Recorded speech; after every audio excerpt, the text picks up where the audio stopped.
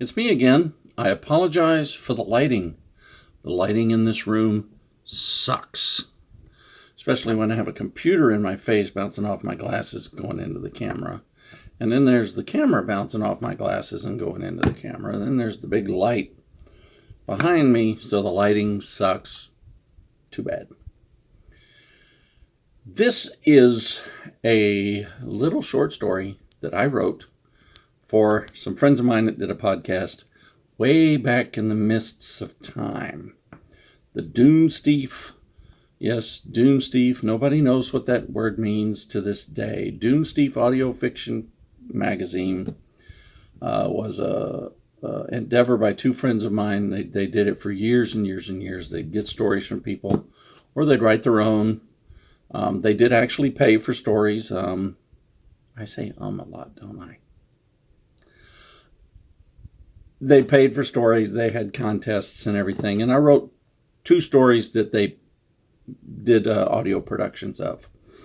This one is not my audio production of my own story like Who Goes There. Thank you, by the way, for all the views and all the comments. Great comments there. The best comments. I get the best comments. I'm not going to do the Trump voice. I don't do voices.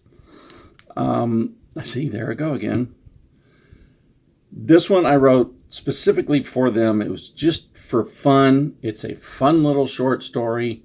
The two of them, Bigg Anklevich, can't talk, Bigg Anklevich and Rish Outfield did the Dunesteef podcast. They did the audio production on this. They did the voice acting on this. There are voice impersonations on this. These two are not professional voice impersonators or impressionists or whatever. They're just two guys having fun.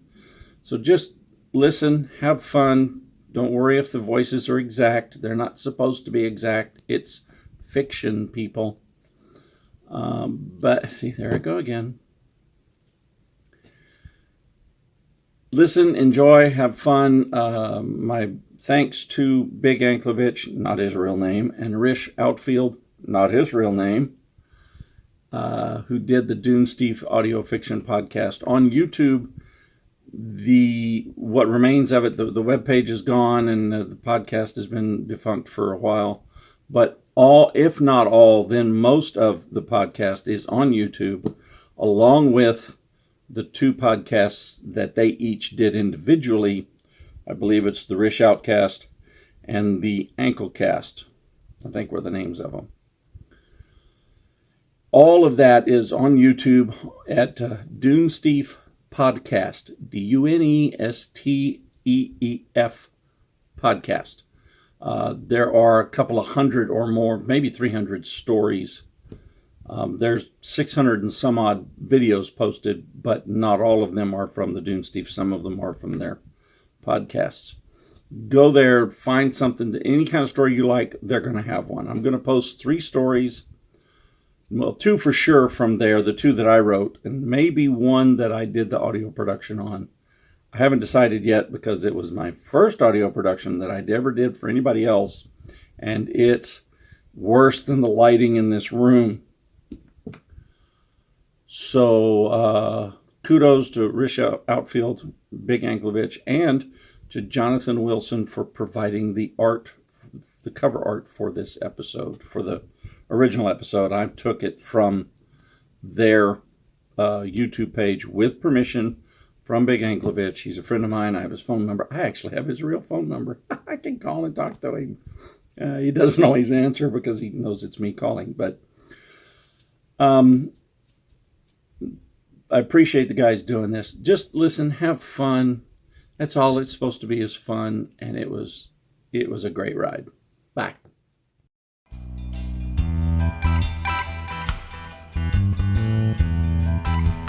Surfer Dudes from Outer Space by Clay Duggar.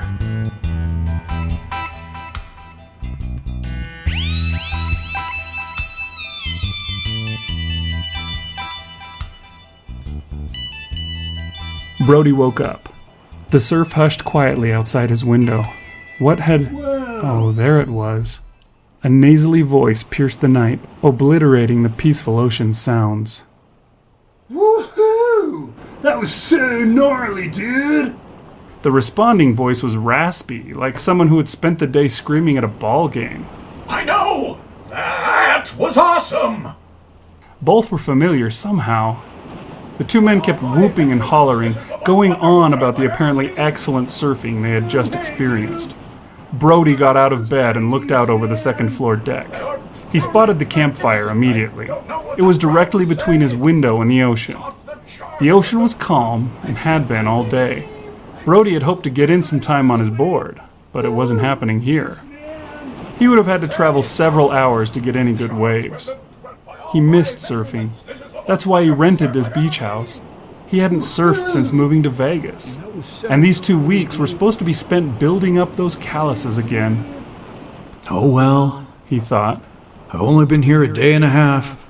I'll run down the coast tomorrow and catch some board time. If I can get any sleep, that is. He put on a pair of loose shorts and stepped out onto the deck. Dudes, He called. take it down the way some, can ya?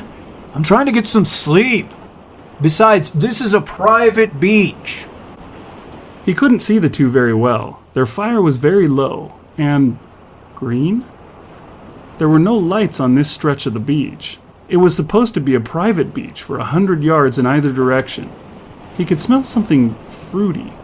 It wasn't pot, but it wasn't wood smoke either. A figure he couldn't make out stood, and he heard the nasally voice. The cliche of the speech was almost laughable. Oh, dude, we're sorry. We didn't know this was your beach. We just came ashore here and collapsed. The other one spoke without standing. Sure, we're beat, man. Been on the boards for like the whole day, dude. From the deck, the two didn't look right to Brody. The shadows from the moon and the low fire made them look like giant slugs.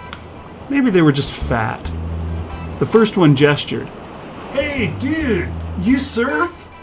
Come on down, man. It'd be way cool to visit with a native surfer.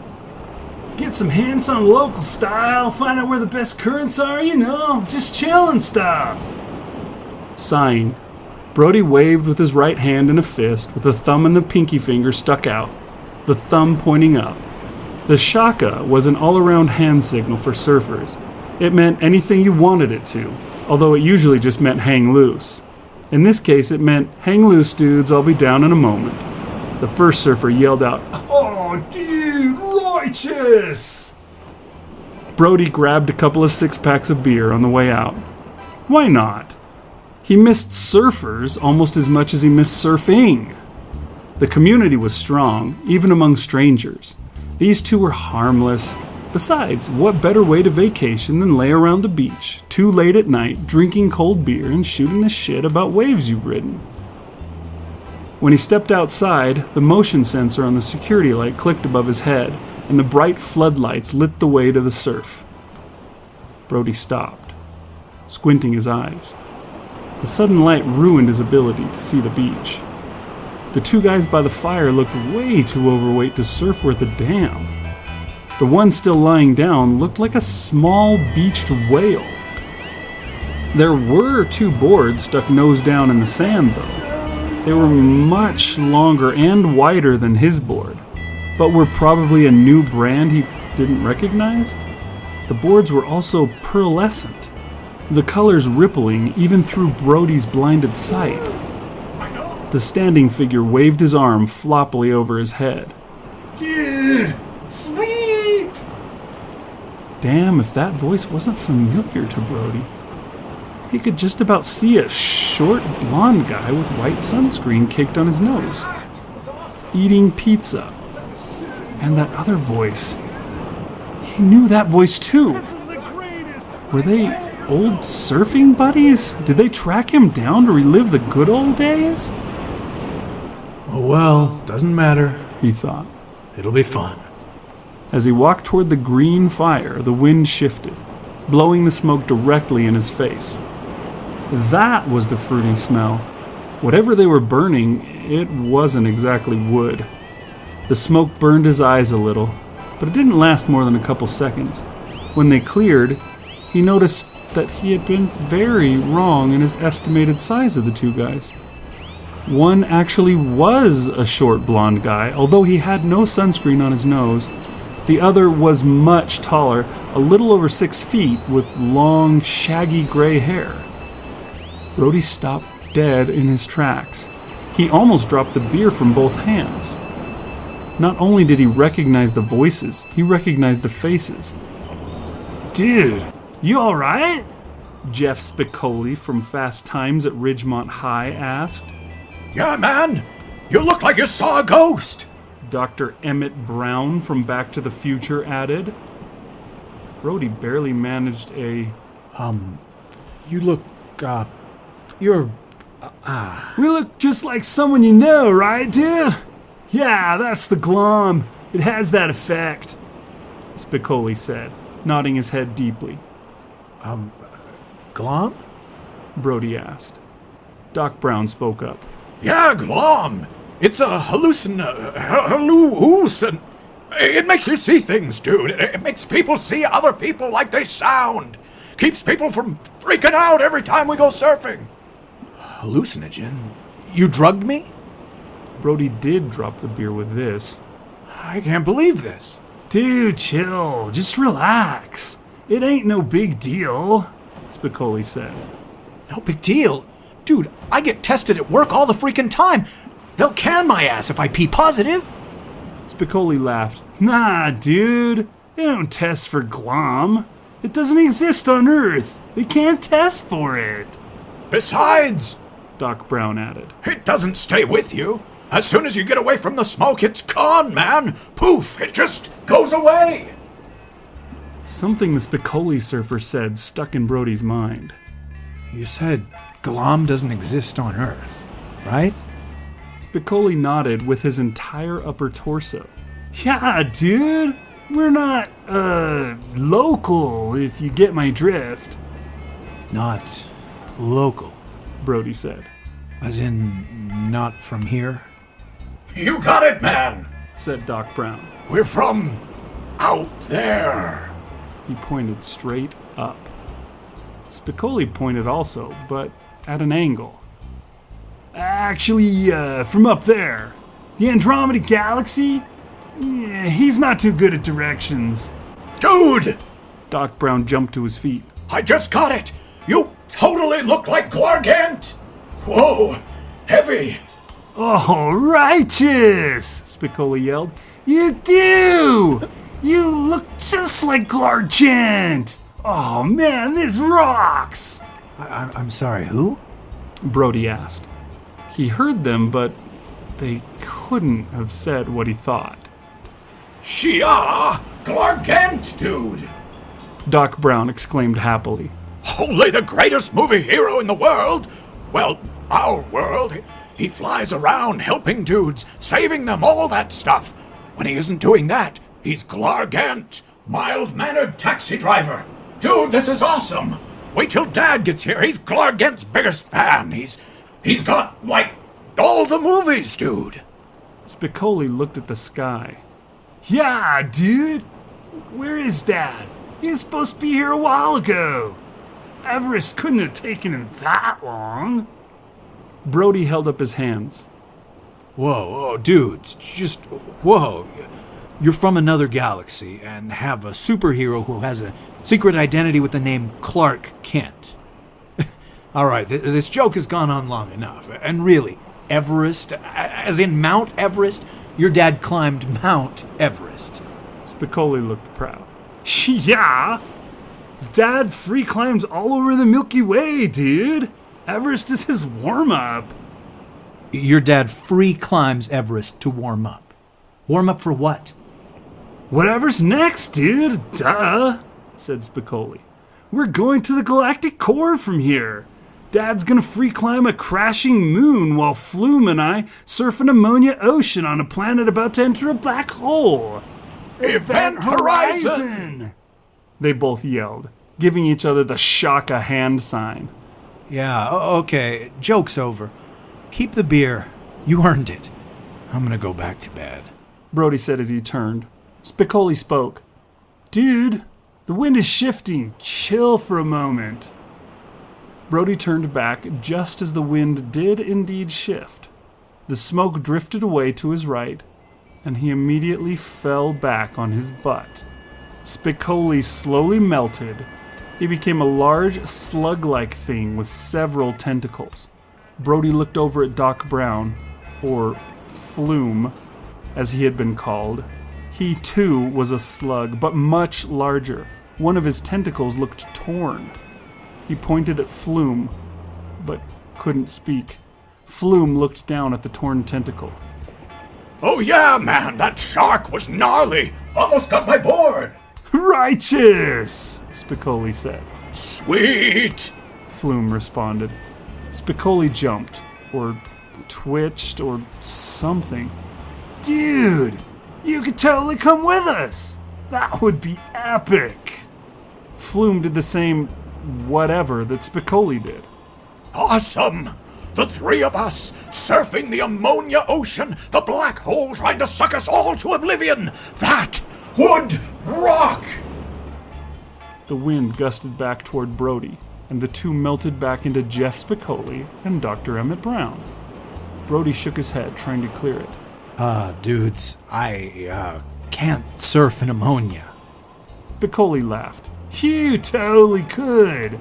We got everything you need to live anywhere, dude. Flume spoke up. Yeah, you think we could surf here if we didn't? The ocean would just, dissolve us, man. Spicoli looked skyward again. Where is Dad, dude? Did he forget where Australia was again? Flume looked around the sky. Dunno, man. Maybe.